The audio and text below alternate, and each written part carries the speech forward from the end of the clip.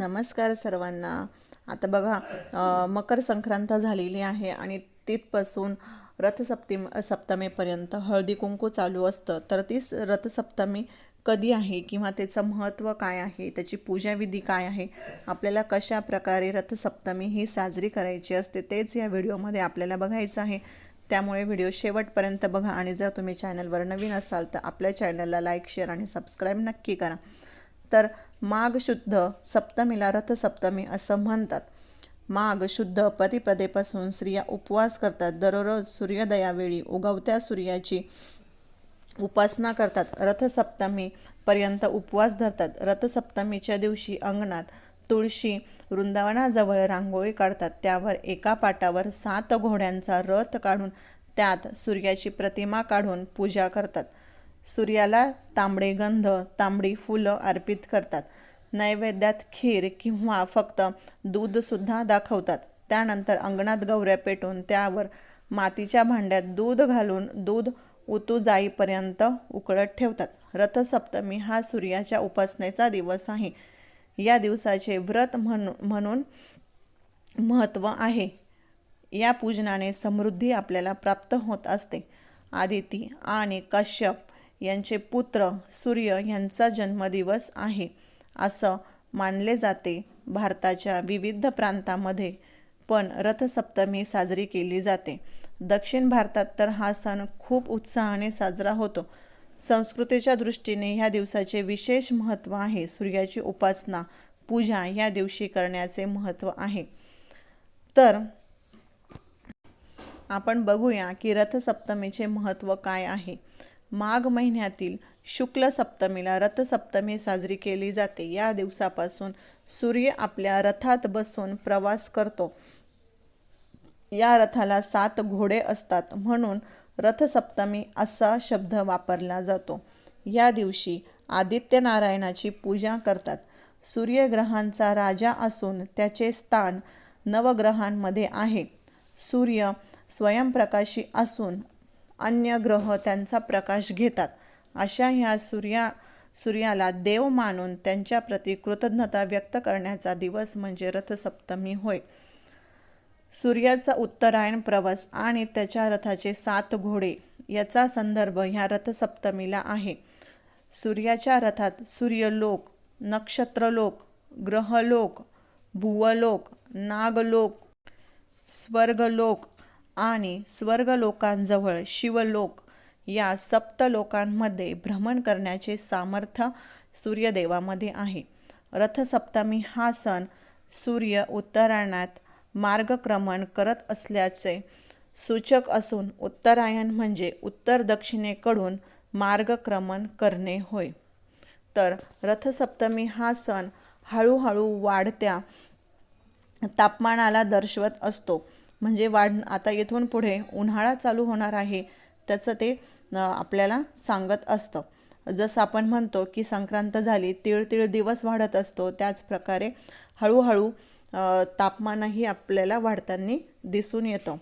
त्यानंतर सूर्यदेवता सतत ह्या रथात विराजमान असते. देव देवळात असल्यामुळे ज्या प्रकारे देवळाला महत्त्व प्राप्त होते तसेच महत्त्व सूर्याच्या रथाला आहे. त्यामुळे रथसप्तमीला सूर्याच्या उपासनेबरोबरच प्रतिकात्मक रथाचेही पूजन केले जाते. तर रथसप्तमीचा पूजाविधी काय आहे ते आपण बघूया.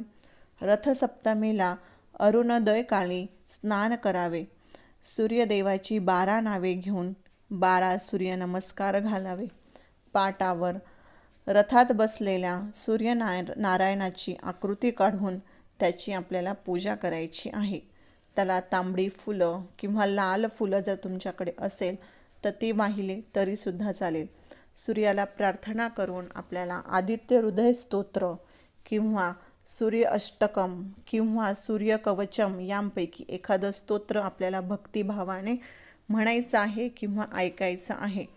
या दिवशी आपल्याला सूर्यदेवाला खीरपुरीचा नैवेद्य दाखवायचा आहे. त्यानंतर सूर्यदेवाच्या रथाला असणारे 7 अश्व, सप्ताहातील 7 वार व 12 चाकी 12 राशी दर्शवतात. या 12 राशींचे प्रतीक म्हणून देवासमोर 12 प्रकारच्या धान्यांची रास मांडून त्यांची तुम्ही पूजाही करू शकतात.